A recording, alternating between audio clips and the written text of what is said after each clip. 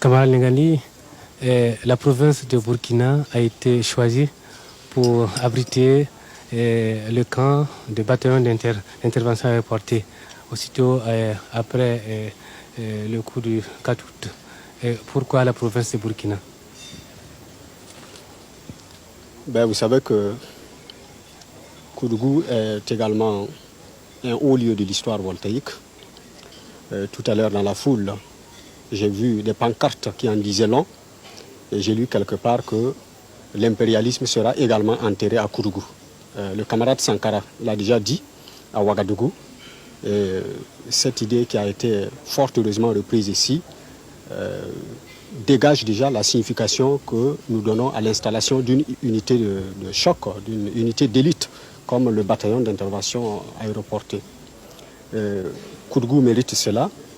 Et nous pensons qu'à l'instar de certaines autres garnisons comme Pau qui abrite déjà une unité d'élite, le SNEC, c'est-à-dire le Centre national d'entraînement commando.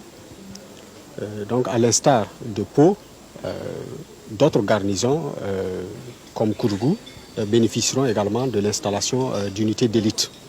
Nous avons commencé par Koudougou, certes, mais cela pourra s'étendre à d'autres garnisons. Sachez déjà que toutes nos unités qui existent actuellement portent la dénomination commando.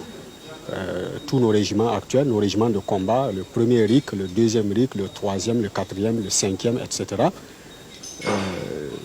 portent la dénomination commando. Ce qui suppose déjà que nous avons dans l'idée de faire de toutes ces unités-là des unités d'élite, des unités de choc. Quand on est dans un pays pauvre comme le nôtre et qu'on n'a pas de grands moyens pour assurer sa défense, il vaut mieux utiliser un type de tactique, un type de stratégie qui, avec de faibles moyens, puisse nous garantir autant d'efficacité que ceux qui ont de grands moyens. C'est pour ça que notre objectif sera de créer un peu partout des unités de choc, de telle sorte que celui qui osera, en pensant que nous n'avons pas assez de moyens, trouvera la riposte appropriée.